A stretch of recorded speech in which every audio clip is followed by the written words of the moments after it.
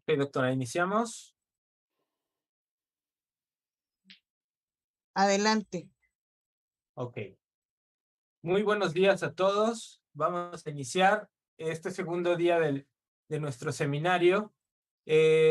Como sabrán, para hoy tenemos la presencia del doctor Smithin de la Universidad de York. Welcome everybody for being here this second day of the seminar.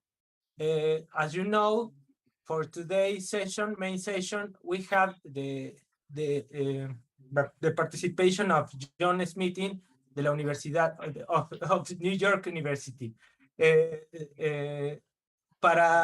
Después de esta mesa, como sabrán, el seminario se estructura con otras dos llamadas financialización y subordinación, y la cuarta mesa se llama tendencias de la IED e industrialización. For today, we have another two panels.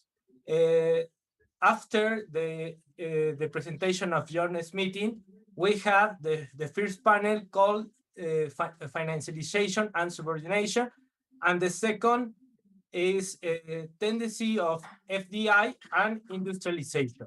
Okay, let me introduce you briefly the view of Professor John Smithin. Okay. John Smithin es codirector ejecutivo y miembro del Instituto de Filosofía Aurora. Bueno, I'm going to say this in Spanish. Profesor emérito de Economía and Senior Scholar de la Universidad de York, Toronto, Canadá. También impartió clases en la Universidad de Calgary y en el Politécnico de Lancaster en Coventry. Ahora Universidad de Coventry, en Inglaterra.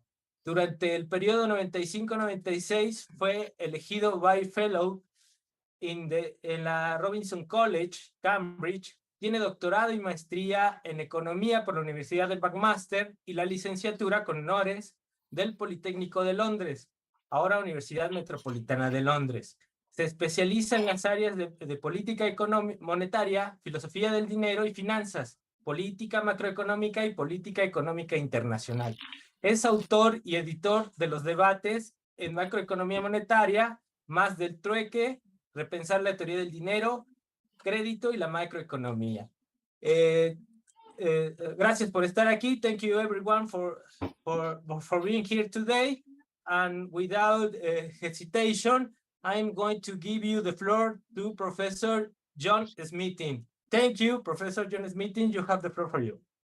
Right, thanks very much. Thank you very much, Jorge. So later I'll share the screen when we start our presentation. I'd just like to thank Jorge for that, fine introduction. Yesterday we had a very interesting paper from Jan Toporowski with a lot of interesting content, let's put it that way, which I think caused some controversy amongst the group. Maybe we'll return to some of that today. But one thing that Jan did was pay tribute to Naomi and her colleagues at UNAM over the years.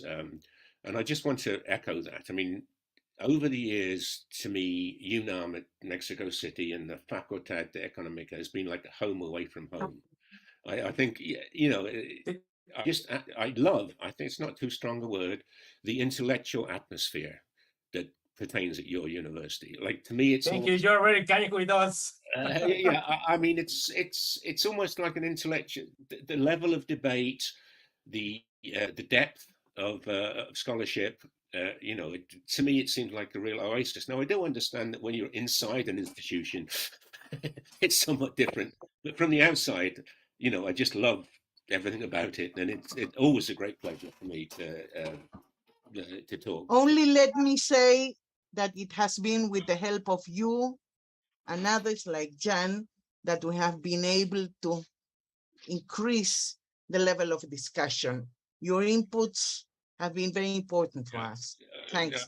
Yeah, and I just want to say to the students, in my view, you are very, very fortunate, to be in this program and to be, you won't get this content anywhere else effectively, right? In the world. So, so that said, now I'm going to share my screen.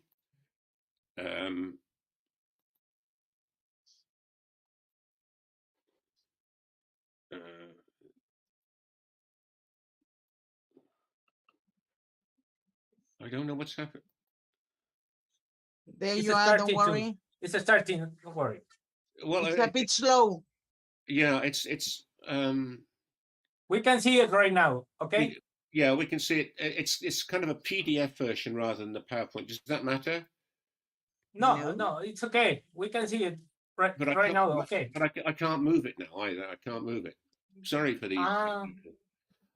What I would like to do is I would like to stop the share, and then I'm going to go back to my thing. Bear with me for a moment. Okay. No problem. Okay, so I want to say that that you can leave your questions in the chat, please, and we can pass it after the presentation to Professor John Smithin. Si ustedes quieren ponerlas en español en el chat, no hay ningún problema. Nosotros se las traduciremos y se las pasaremos a él. O si las quieren hacer en inglés directo, no hay bronca. También.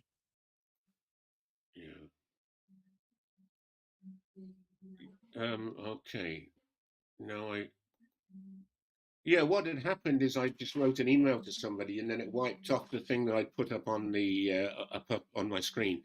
Unfortunately, when you get to my age, all this technical stuff goes beyond you. You know what I mean? It just so maybe you can. No, I'm going to share. No, I've got it now. I'm sharing this. I mean, okay. Yeah. So can everyone see that? Yes, it's okay. Yeah. Okay. So my apologies, for the delay, and this is just the title slide, obviously the title page.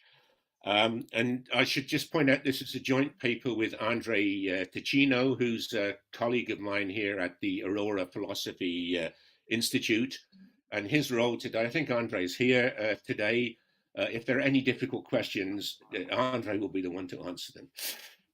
Just kidding, Andre. So the first slide has like a couple of pictures of the Nobel Prize winner, Sir John Hicks. One of these is an official portrait of some kind.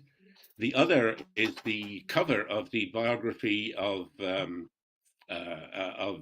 Hicks by my friend and colleague Omar Hamouda, who some of you might know. I think he called that John Hicks, the Economists. The next slide is an irrelevant. Hicks is a Nobel Prize winner.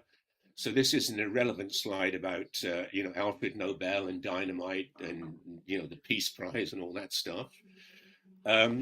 Here is the substance. The point is that we rely a good deal on Hicks's work in this paper. In particular, his paper, Managing Without Money, which was published in 1986. Now, what Hicks meant by this was managing without an international money, that is to say, without a reserve currency. And he thought that this was impossible. Hicks's reference, was to the great watershed in the international monetary system of 50 years ago.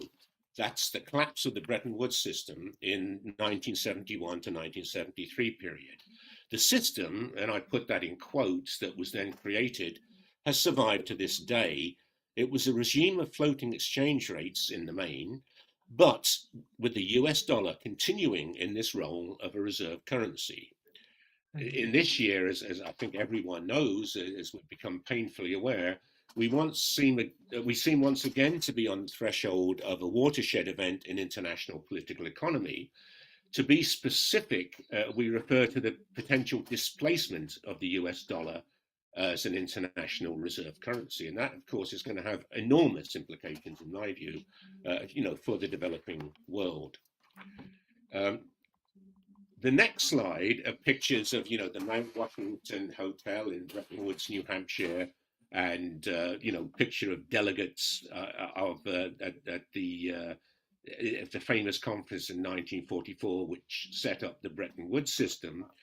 The Bretton Woods system was a system of fixed but adjustable exchange rates, which was in place between 1994 and 1971, and it broke down in the 1971 to 1973 period. After 1973, there were floating rates for the most part, but as we mentioned, with the US dollar still as a reserve currency, and most importantly, the USA itself as the hegemonic power. That situation with the USA as the hegemon has lasted to the present day, but is now visibly breaking down. The post-Bretton Woods regime did not benefit the developing economists. And, Jan talked about many of these things, and the whole conference has talked about, in particular, the reliance on capital inflows, FDI by multinationals, et cetera, et cetera. So Hicks has been a great deal of help to me. And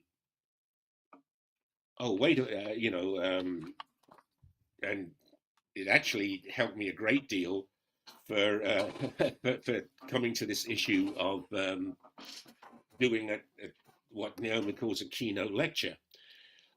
This was Hicks Managing Without Money was delivered as a keynote speech in Taipei, Taiwan.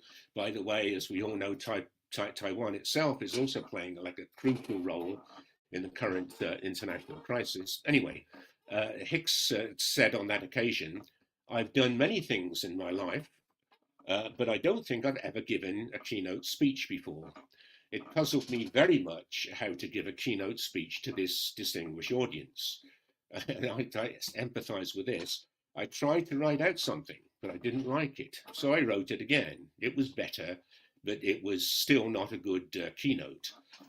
However, I got some ideas waking up in the middle of the night, which got a little more keynote into it. Thankfully for me, I worked this out before last night. But anyway, that's a confession from Hicks. Anyway, the point is I had written a neat analytical paper, a mathematical paper on exchange rates, dynamics and capital flows, and there were some very interesting results in that, but it did not seem to be very keynote-like. So therefore, what I have done is also to bring in the current crisis in geopolitics and international political economy, which is shaking the foundations of the international financial and monetary system itself. Obviously, the possible displacement of the US dollar as a reserve currency.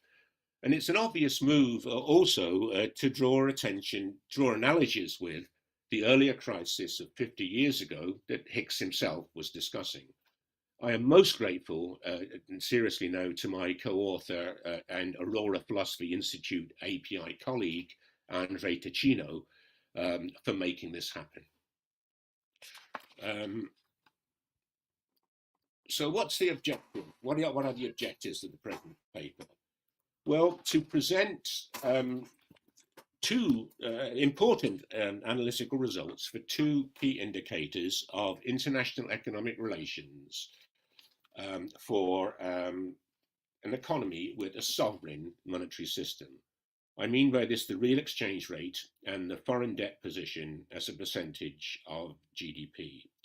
For a developing economy, the most important question is to the extent to which the monetary regime of such a country can even be called a sovereign system. This would involve a floating exchange rate, an independent fiscal and monetary policy, and crucially, the ability to issue foreign debt denominated in the domestic currency. If so, if these conditions could be, and as you all know, I've been arguing this for many, many years, if these conditions could be created, it might be possible to reverse the dependence on foreign direct investment, which exists in systems dominated by a hegemonic reserve currency. Instead of uncontrollable capital inflow, increasing indebtedness, and a negative current account, it may well be possible to turn this around. The second objective of our paper is, given the geopolitical situation at the current time, we also do need to comment on what seems to be another watershed in the development of the international monetary system. So we have circumstances that threaten the hegemony of the US dollar and seem to herald a bifurcation, if you will, of the international financial and economic system in two competing blocks. On the one hand, the remnants of the Western system, or sort of collapsing system as I perceive it at this current time, the G7, the rest of the EU, and Oceania. On the other, there will be much of the rest of the world. The new system, might well be centered on the BRICS, for example, the so-called BRICS: Brazil, Russia, India, China, South Africa, with the addition of new members. So if these changes occur, this is a very crucial point. Where might the developing economies best throw their lot? Which side do they pick? Also, will the new system be more conducive, to national economic development than it was before? I just want to elaborate next on these, on this issue of, what we mean by a monetary sovereignty or a sovereign currency. So, is monetary sovereignty an option for a small, open economy? I think the answer to this question is yes, but conditional, as we've said, on the policy having sovereign national currency in the sense in which the term is used in the literature on modern monetary theory. And the pictures here of two people that I'm sure everyone here knows very well, Stephanie Kelton and Randy Ray, both looking good, who have now become, really public figures. I mean, they're known all over the world at this stage. This is my take on MNT. The core argument of MNT rests on the logically unassailable position that the central government of an economy with a sovereign currency and a floating exchange rates, to which I have added in my work also a fixed but adjustable exchange rate, as for example in Bretton Woods, although Bretton Woods had other characteristics to it than that. I think that was the key one. Such a government faces no binding, financial constraints. Under those circumstances, fears about unsustainable budget deficits and all that sort of thing are nonsense. But of course, none of this applies to jurisdictions with an irrevocably fixed exchange rate, nor, of course, to those embedded in a currency union. And it obviously does not apply to the individual provinces or states in a federal system, like we have in Mexico, in North America, in Mexico, in USA, and in Canada. So in short, the structure of the international monetary system matters. Now, I'm not sure, and I would like Jan to comment on this, later on. I probably do differ with Jan on this point, but I just would like, when Jan comments on it, the extent of our disagreement. I'm not 100% clear on that. So anyway, so let's bring in the philosophy point. The philosopher Graham Hubbs of the University of Idaho, who's another of our API colleagues, has argued that in the debate about MMT, the protagonists have all along been arguing about the ontology of money, that is, the nature of money, without perhaps being fully aware of it. The main point is that money is not primarily a medium of exchange evolving from an original state of barter, as was conventionally assumed. It is, on the contrary, a means of payment, specifically a means of payment of debt. And what this means is that medium of exchange and means of payment are not the same thing, they're not interchangeable. Hicks himself made this point quite forcefully in his last work, which was the posthumously published A Market Theory of Money, 1989, which in my view did make great advances in this direction. So the MMT school explains what counts as money by their mantra that taxes drive money. So there is a role for the state. Consider the two following statements. The first by Jeff Ingham, my friend Jeff Ingham, who's another of our API associates. And Jeff said, which I thought was very useful, all money is debt insofar as issuers promise to accept their own money for any debt payment by any bearer of the money. And the second by Hicks himself. He defines money. Money is paid for a discharge of debt when that debt itself has been expressed in terms of money. The broad outlines of the argument, as I think everyone knows, that the state has the power to tax, which means to legally enforce an obligation on everyone in society to become indebted to them. I think back to, Margaret Thatcher's, another disastrous British Prime Minister, no, that's perhaps not fair to say, another British Prime Minister of some years ago, and the disastrous poll tax. I'm kind of drawing analogies between the present political situation and that of years ago. So if, therefore, the state is prepared to accept its own liabilities in payment of the obligations, it will establish its liabilities as sovereign money.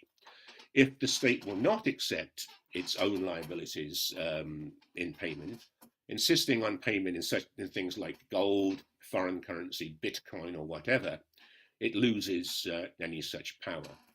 And the liabilities of other institutions, such as commercial bank, may also count as money when denominated in the national unit of account, due to the reasons mentioned. Now, similar mechanisms work not only at the level of the national economy, but also at the international level. Not so much here the power to tax per se, but which country is most acceptable in payment of debt internationally. And the reserve currency nation gains hegemonic power.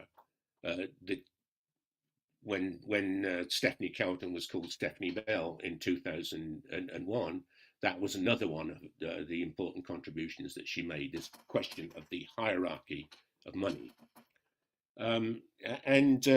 We've already mentioned the important issues from the point of view of the developing economy.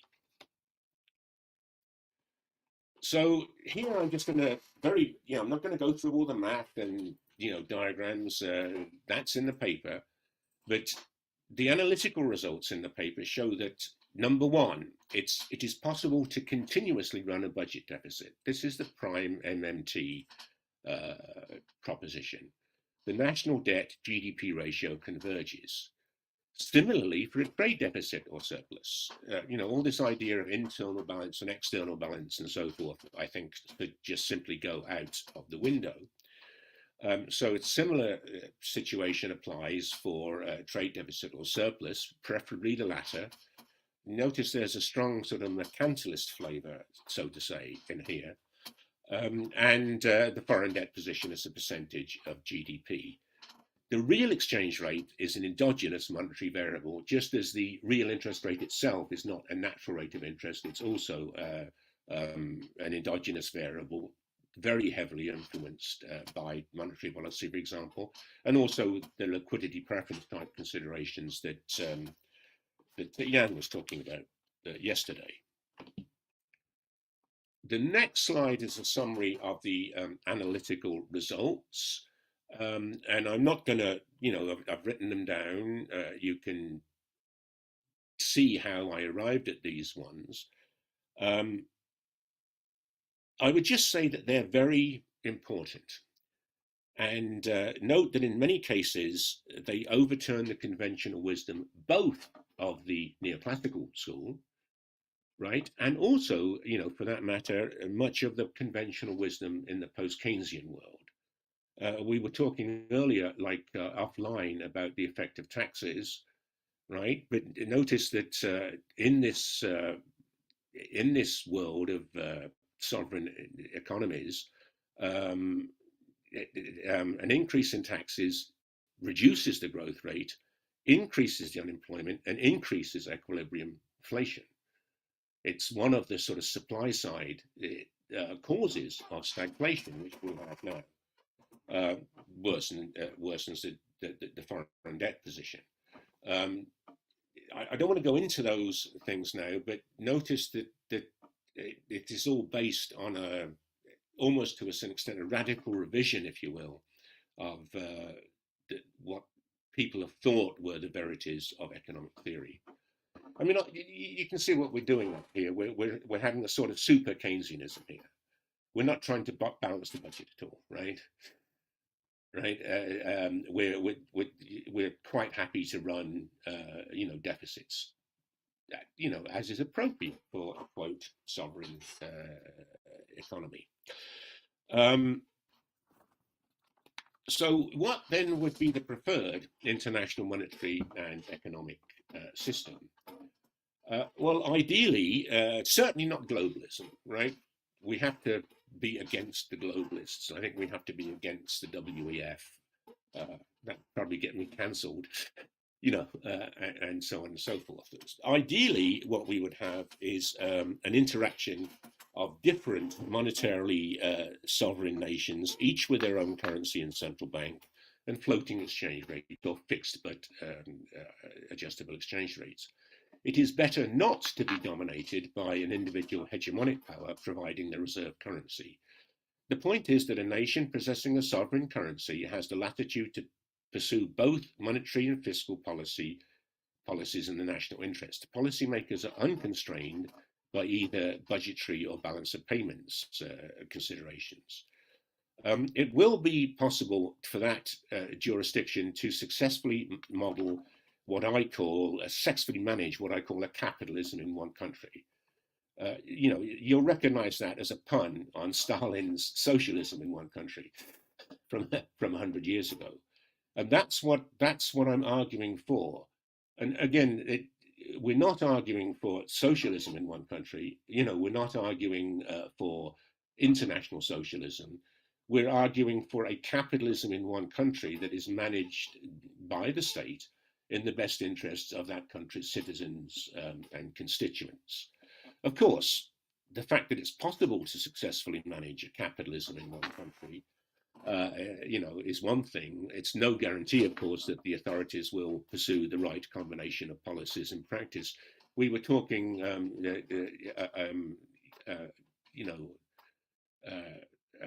about the sort of new British government, which has just come into power.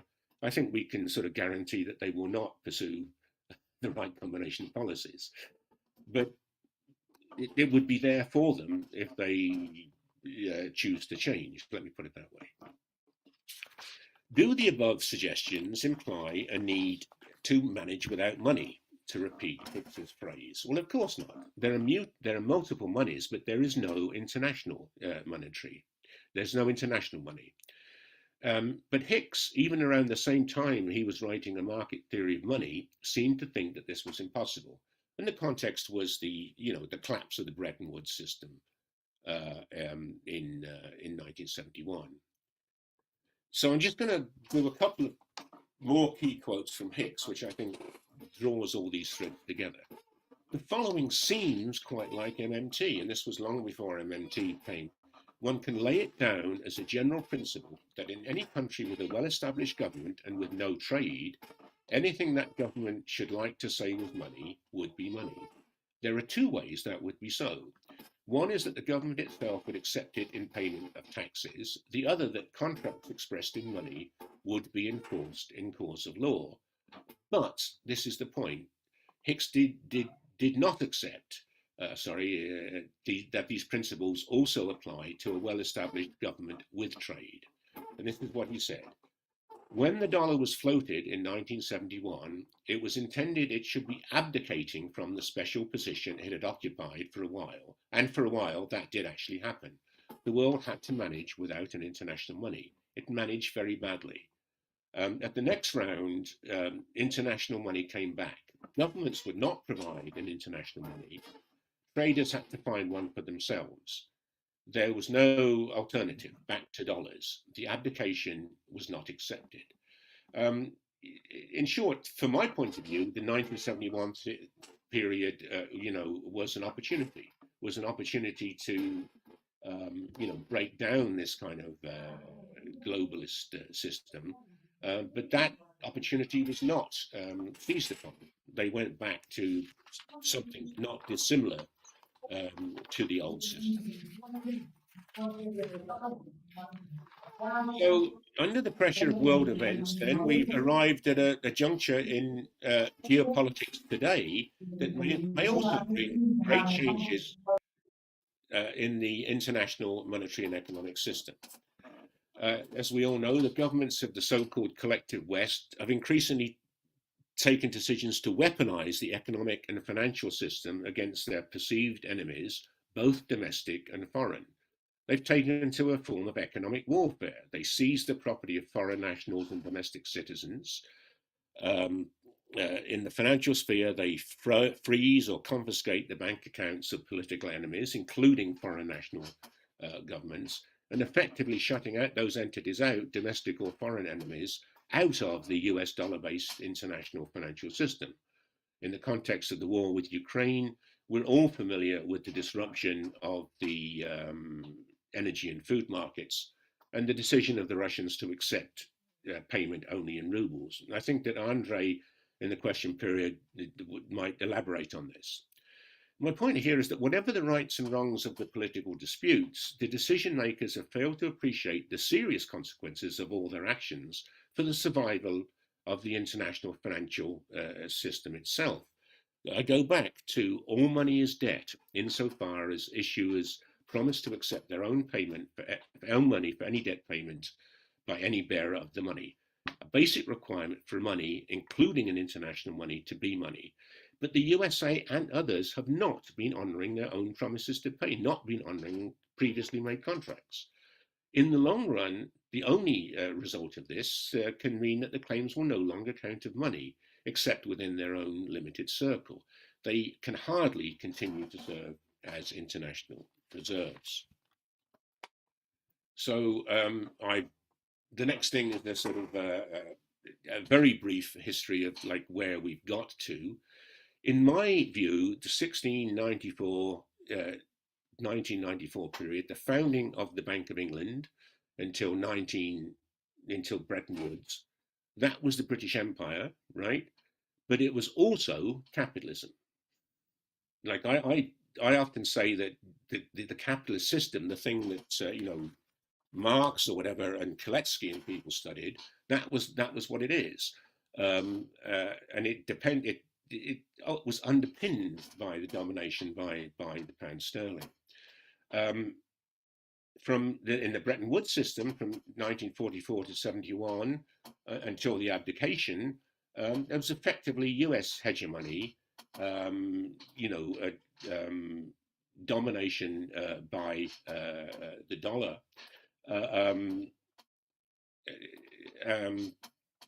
And in a sense, that was kind of a really quite short period, if you want to think about it, of effective US domination. What you would call a period, after 1971 up to the present day, I don't know what you would call it. In any event, I think it did not work well. Would you call it capitalism? Would you call it modified capitalism? Not sure. It did not work well. Then in the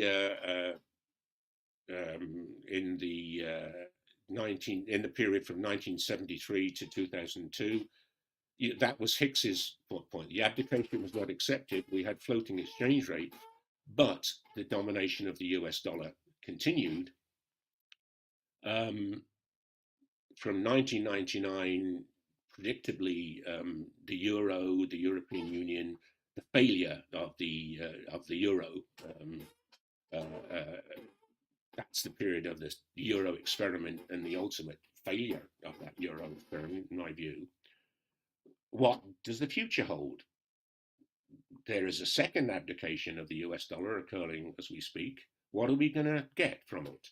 Are we going to get a hegemony of the ruble? Are we going to get a hegemony of the Chinese yuan, or what? Are we going to get a different system, altogether? So again, the most important issue from the developing countries' point of view is the system simply going to devolve back into a regime with an alternative reserve currency, or would it be possible to institute a system where every jurisdiction trades in terms of its own currency and issues foreign debt denominated in the domestic currency? I think that this business of Russia accepting payment in rubles and the other countries having to change their currency for rubles and so forth could possibly be a harbinger of that. Again, the former alternative, like a new hegemon, would be the logic of Hicks's argument, but the latter, in my view, and in Andre's view, would be preferable for the reasons explained above. For the developing countries, and this, is important, it's obvious that the preferred alternative is likely to require considerable political will and greatly enhanced institutional flexibility on their part. Effectively, each government, each society, each central bank must take active steps to establish its own liabilities, its own political system as a sovereign system and as a sovereign money. A very difficult task, but I would argue very much worth the effort. So I don't know how we're doing for time. I didn't really. Am I okay for time, Naomi? You have time. You have time. Plenty of time. Okay. Oh, okay. Good. Yeah. Okay. Yeah. So this is the conclusion. So the basic question, to be asked about money is very simple. What is it that makes any given promise to pay count as money?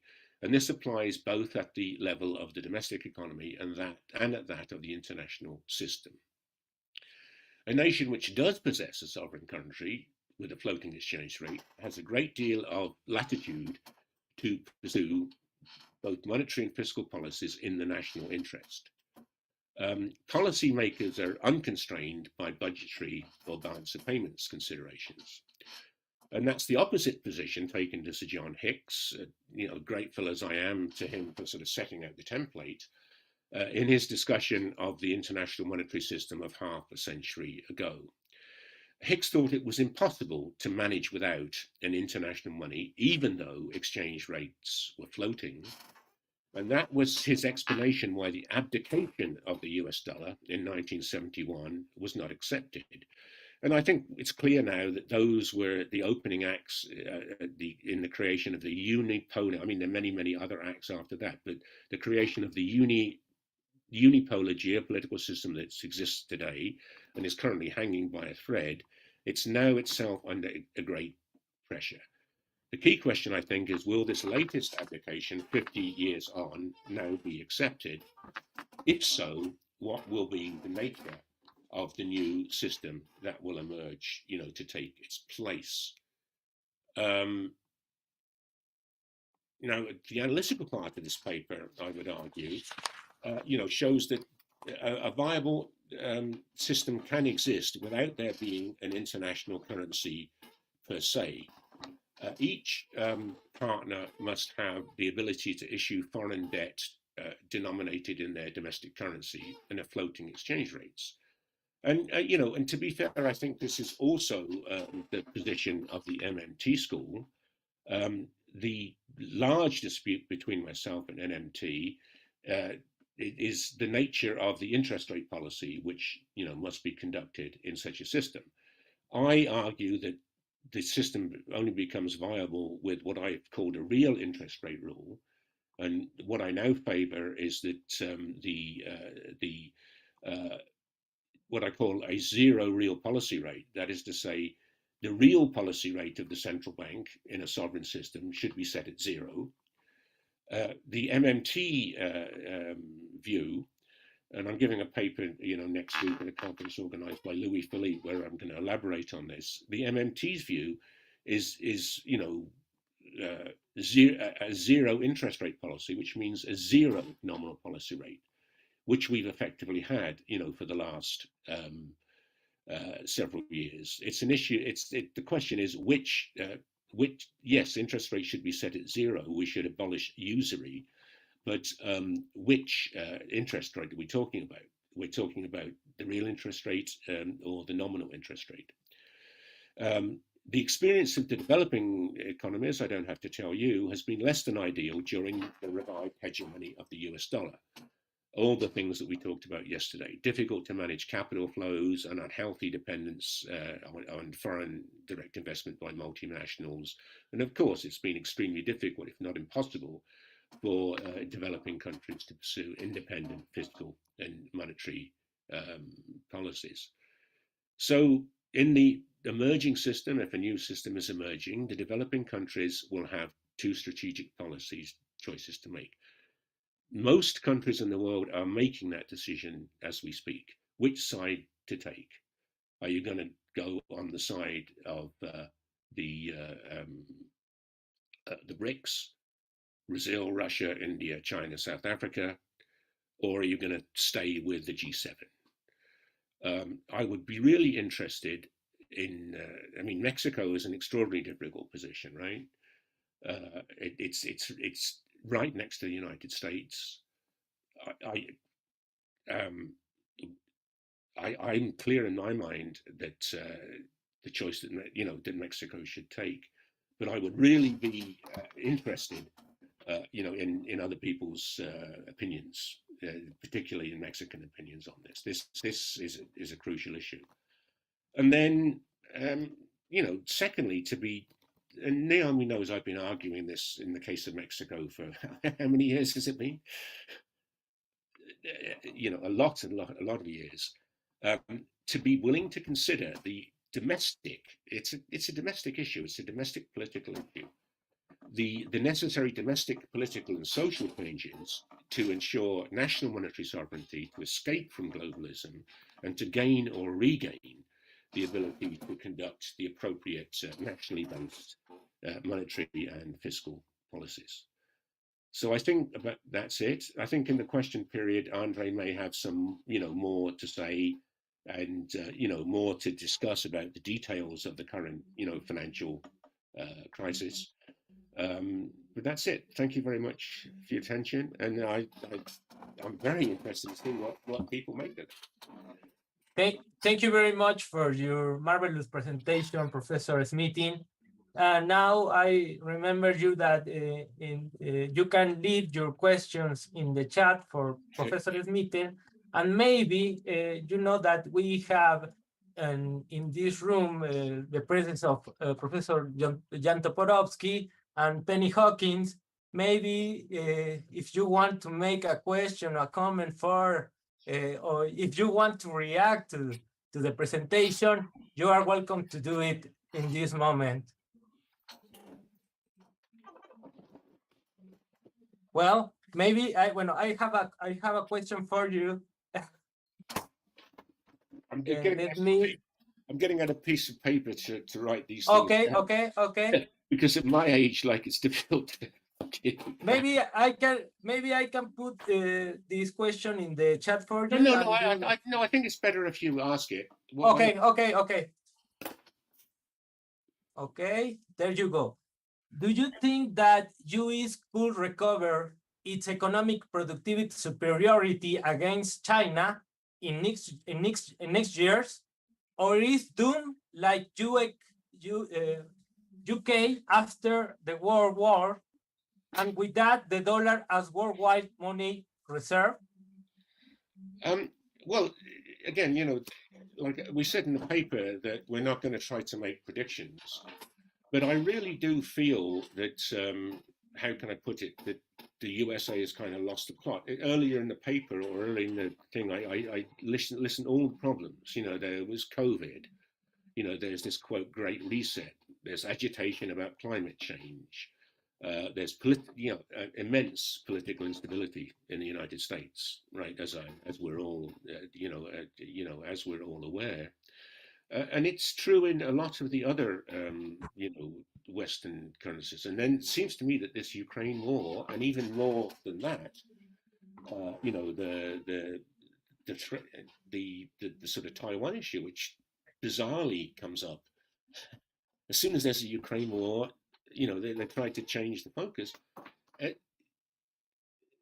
My own view is that yes, the world is changing, and Britain afterward. Well, I mean, if you think about it, Britain dominated the world for those 250 years.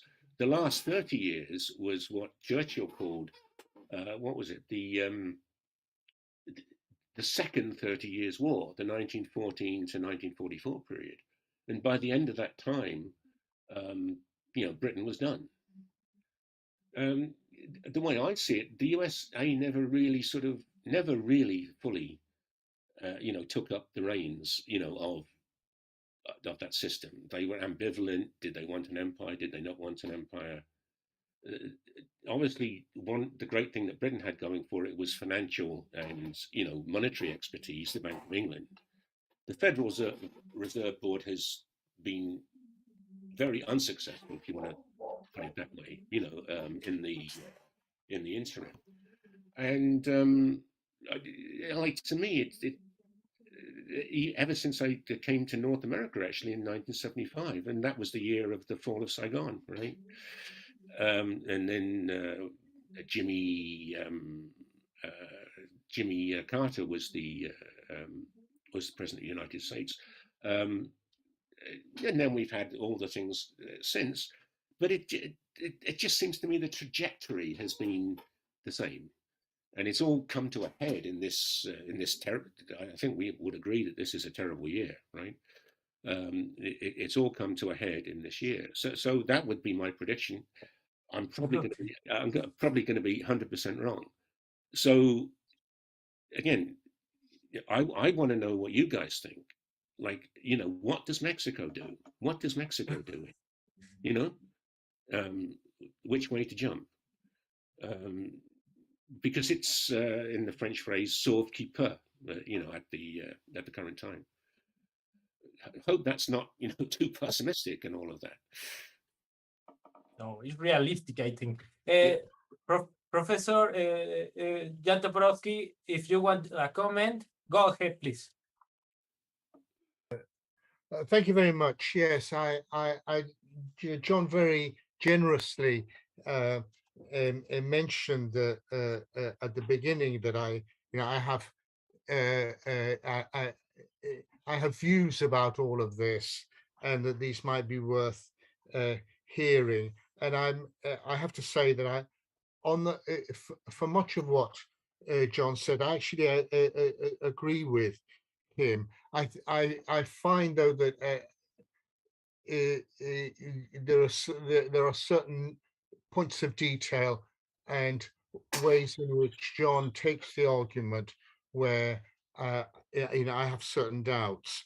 Let me start off by saying that I agree with John about money as a means of payment of debt. I mean, this is fairly obvious, but I think what we have to distinguish is between how that debt arises. And this is why yesterday I mentioned that there used to be this term settlements for the debts that arise because of financial circulation, because of financial circumstances, and there is as opposed to the money that's used in or the debt that arises from transactions in markets, the exchange of produced commodities. So it's not. It is something different, and for me, it's this first meaning, the settlements in financial markets, the importance of it, of financial circulation, that it's critical, because this is where as Minsky and others show, this is where the system tends to break down. I agree with John about continuous budget deficit, but I do have worries about maintaining a continuous budget deficit through monetizing that deficit. I go along with Koletsky's view much more, which is that you manage that debt through debt management, and specifically the operations along the yield curve, in order to keep a control over the rate of interest at which money is borrowed.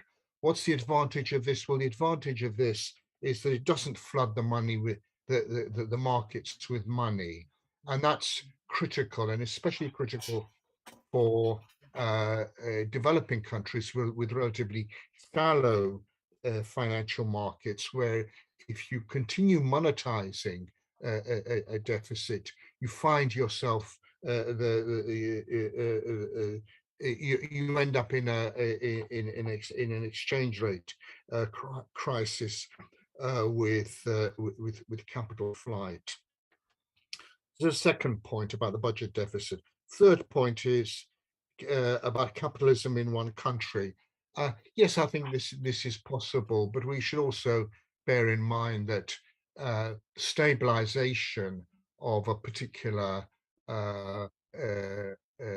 economic system also means the stabilization of the social system behind it. And much like in many countries in the Middle East, what you find is that if you can stabilize economically, but at the cost of reinforcing social backwardness. I mean, this is really a sociological point, and and I'm sure this is not what John intends, but I just make it in this because I think it's relevant to this point. On a fourth, so that's a third point. A fourth point is about multiple monies. This is feasible, and in fact, if you look at Schumacher's, I think 1943 Economica paper, he laid out exactly how you can have a system of sovereign monies which can be used to buy from all countries in the world. Unfortunately, the conditions for the stability of this are fairly rigorous. But Schumacher showed how you can do this, how you can get by without a hegemonic world currency, and unfortunately, I think the conditions are so restrictive that they don't hold, and I don't think that they would hold. And finally, on the question of BRICS, yes, I find that there are interesting developments in this area, in particular the apparent breakdown of the dollar hegemony. I wouldn't exactly call it the breakdown of the dollar hegemony. What I would say is a politicization of the international monetary system, in the sense that the highly politicized banking system in China, for example, is being extended elsewhere. Whether this gives rise to a consistent system, I'm not at all sure. The problem with looking at the BRICS as one block is that, in actual fact, when you look at the individual countries, they're very differently integrated into the global economy. So, you know, Russia's integrated as an energy supplier. China, by contrast, is much more integrated as a manufacturer, as a finished goods, and you know, much more integrated than in various markets than Russia. You know, Brazil integrated in also in a different way. So I think there are fundamental differences, but the issues I think that John, I say, or I make all these points not by way of criticism, but just to show that these are you know, enormously complex issues, and I'm very glad that John has you know, put them forward, and we are extending the discussion of them. Thank you, Professor Toporowski. Professor Smithin, you want to react to that? Yeah, yes, I will. Now I've still got on my screen the thing. I want to stop the share somehow. Have you guys stopped the share? Yes. No, We are seeing you, John. yeah. Yeah, I wonder, John, in terms of time, wouldn't it be better if you take 3 or 4 questions and then you finish? We finish the presentation. Okay. Yeah. Can I make a question? But yeah, but I have to get back to the chats though somehow. Okay, I can see myself now. For some reason, I'd screwed up with my computer. Yeah, I take the various points that that Jan has made, and maybe it's best to go through them. A few of the questions also deal with the same issues, right? Okay. Yeah. Okay. So yeah, you go ahead. Can I ask you a few questions to integrate in your answer? Sure. Yeah. Go Okay. ahead. Go ahead with your question. The only thing I want to be very brief first of all to thank you. I think you make that think what is going on, and this is very good. While Jan was speaking, I was remembered that Mexico at the beginning of the pandemic, the central bank just issued enough liquidity to different swaps and other deals, and there was no problem of liquidity with the economy for the big enterprises, either in domestic and international currency. This was very interesting, yeah, that we didn't have any monetary issue in the Mexican economy as a result of the lockdown. So this is the first part. Yes, money is a debt, and the central banks can provide the liquidity to for the economy to run. Second issue, globalization and capitalist economy, capitalism in one economy. Oh, this is a difficult issue. Since from the 19th century, we are moving towards globalization, different types of globalization, I would say. I have my doubts that we can go back. The countries that have tried to internalize capitalism or economic growth in their own country have failed. I think this was a problem of the Soviet Union. This was, and in Latin America, we have quite different examples of this. So I think there is a need to belong to an international system. The problem is how to do it. And here, the international system plays an important role. And I was asking myself if the Schumacher and Kalecki's proposition that Jan was referring to is viable, because this would mean that no country has an hegemonic power. And I wonder whether from the present geopolitical problem, we will go out without one hegemonic country. I think this is just the start of it. So we have to wait what happened. Ideally, I'd love I think it's good, this presentation of countries' currencies that will be dealt in internationally to settle debt, as it was proposed. But I don't think this is feasible under the current geopolitical situation. In terms of Mexico, I want to make a stand. Mexico has an extremely difficult situation. 3,000 kilometers with the US. It's not an easy task. However, there is a move of the present Mexican government to look at Central America and South America and develop some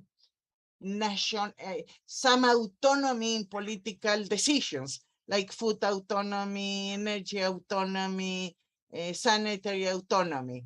The problem is how to build it up and how to negotiate with big governments. I don't think, secondly, and with this I finish, I wonder whether South America will be able to continue with BRICS, or it won't be feasible. Perhaps with the pink region that's going on in South America, we can build our own. I don't know, but I don't see that the US will continue to allow Brazil to be so linked to China in the future. So there is a discussion.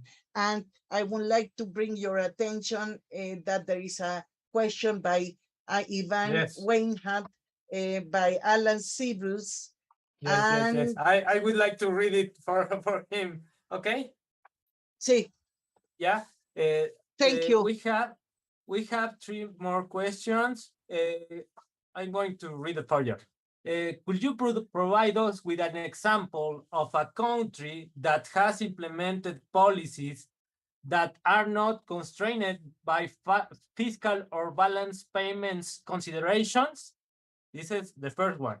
The second one, do you consider that in the emerging system, there is a positive role for cooperative short-term instruments, central bank swaps, and long-term ones as development finance for international institutions? Yeah. And the last one, what are the possible political and economical negative cost of adopting this type of nominal rate policy, particular in the case of Mexico, which, given the proximity with the United States, could make adopting this posture very costly? And I would like to give the word to Professor Alan Sibbles for your question. Please, Professor Alan Sibbles. Yes. I'm going to forget. Sorry, I'm going to forget all these questions, but yeah, let's see it. Okay. Okay. Sorry. My internet connection is kind of unstable. A couple of questions. One is, or the first is that if I understand correctly, one of the conditions for the sovereign monetary system is a floating exchange rate. However, in countries like Argentina, where I am currently, where I live and work, and what I think about when I think of these things, that has recurring foreign exchange crises, a floating rate has resulted in a very destabilized economic environment from the macro perspective, and mostly very inflationary. So what would your take be on sovereign monetary policies in this context? The second one is thinking about a multipolar monetary system internationally.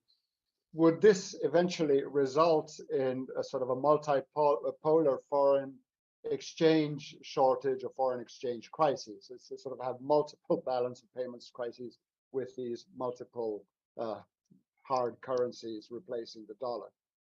Yeah, can I answer now? Okay, because otherwise I'm just gonna like lose one. There's a common thread. You know, and actually, again, the most recent comments. I'm sorry, I didn't catch your name. Professor Alan Sibils. Alan Sibils Oh, from Argentina. yeah. Alan, yeah. Sibils. Thank you, Alan, for the question. I think they're all revolving around the same system.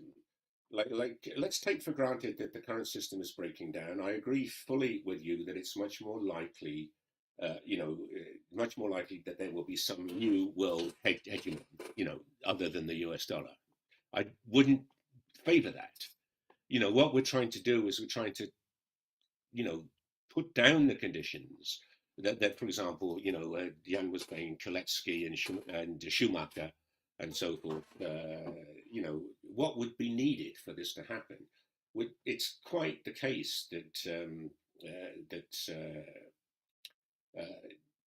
they're going to be difficult. And that was one of the points that I made, right? The choice is going to have to be made in each country. Choices are going to have to be made in Mexico, as Naomi was talking about. To me, I would like the South American option is good.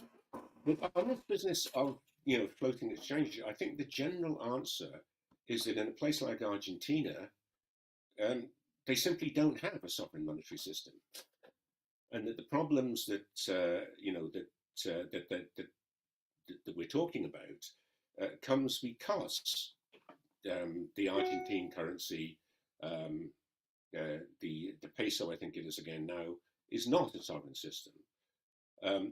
So what we're arguing is that Argentina itself, therefore, needs to make whatever social or political changes are necessary, in order to do that. I fully accept Jan's point about the sociological difficulties. That's exactly the point.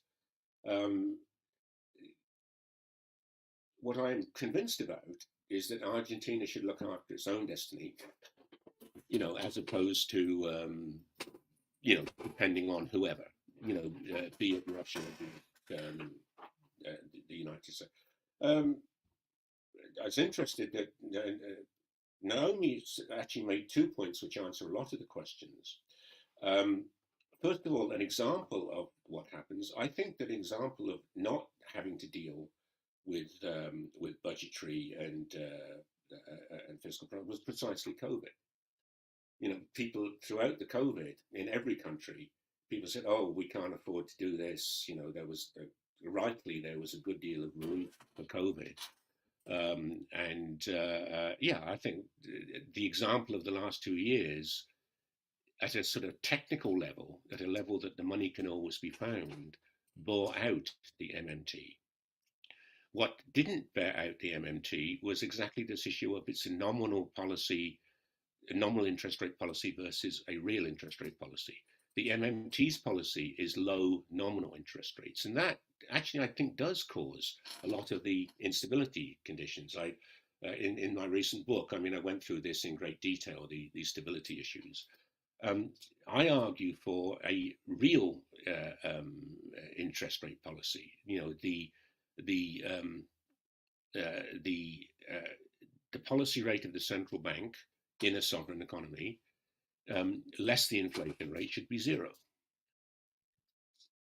And in my view, that is going to cure a lot of these issues, a lot of these worries about the instability of money financing and so on and so forth. The mistake I think that's been made is to do the COVID things rightly, to make the expenditures rightly, not to raise taxes, to do it rightly, but stick with a very low, a too low nominal rate of interest rates at the central bank. I do get the impression from all of the talks that kind of we're all on the same page. We're understanding that a great change is coming. We're understanding that that difficulties, abound. We're understanding that I do put, maybe in Mexico, and I guess it's the same in Canada, maybe in Mexico, Mexico has lived under the shadow of the United States, for so long that it's inconceivable that, the USA should not be powerful. But isn't that changing now? I mean, I would like a Mexican response to that. Okay. I mean, Thank you very much. do you in Mexico still sort of fear or look to the United States as the great power in the way that used to be the case? Or do you increasingly look to South America, to China? Let me say that Yeah, we look at the US, but in a different way. yeah, We are very dependent on the US, but we think that we can make some difference to it. It's a process. Remember that NAFTA, now TEMEC, has entrenched very much the two economies. yeah. But it's not the superpower putting the foot on Mexico. It's a bit different, not as much as we would like. Yeah, okay. Dr. Remy, okay. I don't know if you are already finished, Professor John Smithin, because we have a comment by Professor Hawkins.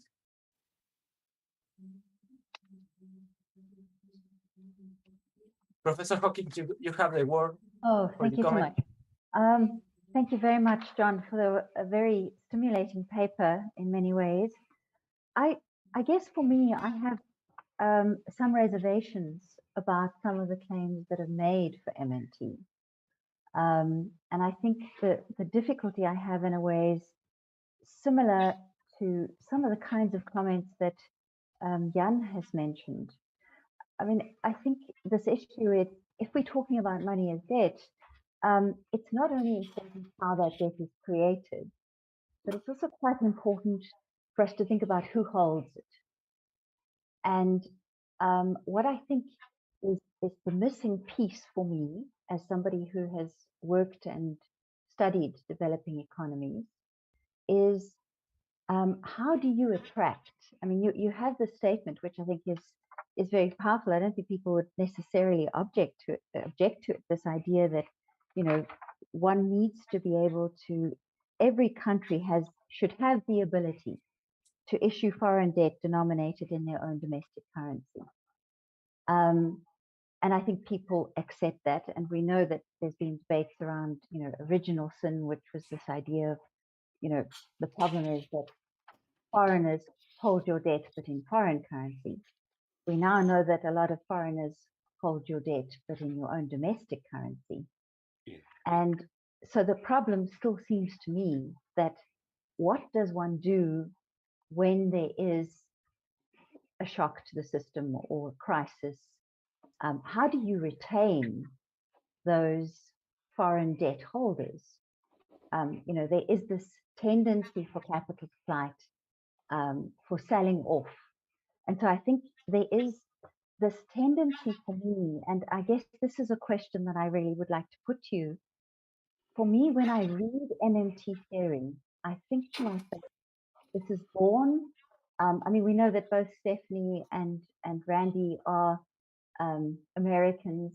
They come from a system of understanding really big dominant economies. And for me, I keep thinking, how does this work for a small open economy? I can't see how it works for them. So thank you. Yeah. Thank you very much, Professor Hawkins. Sorry, Professor John Smithin, but we have only 2 more minutes left. Then I ask you, please be brief, please. Yeah, I will be brief. I think, can you ask Andre just to say a few words if he wants, Andre Chitino, if you see it as well? All the comments are fascinating, and my basic response is I think it all goes back to the ontology of money. What makes money money? Those philosophical issues. I go back to the philosophical issues. Can the developing economy create a situation in which their claims are accepted? I think you do have to have a positive real rate of return not on the central bank currency, but on the someone talked about swaps and so forth. On the real rate of return for me holding Mexican peso must be positive, and I must be absolutely convinced that the Mexican government will always honor its obligations. See, what the US is doing now is not honoring its obligations in various things. The Canadian government, does not honor its obligations. It all goes back to that ontology of money. But thank you. I mean, I guess in general, I share the doubts that people have. What we're trying to do is establish what would be necessary. I think Andre did want to say something though in the last couple of minutes. Okay. Yeah, I don't have. We don't have time for anything. I would like to thank you, Professor John Smithin, for your marvelous presentation. I would like to thank all of you because the discussion was very, very nice, but we don't have time. Our time is up. No problem. Thank you very much. You know that tomorrow we have the presence of Professor Penelope Hawkins, and in this moment we need to change the panel. Thank you very much for being here today. Thank you. Thank you, everyone. The following paper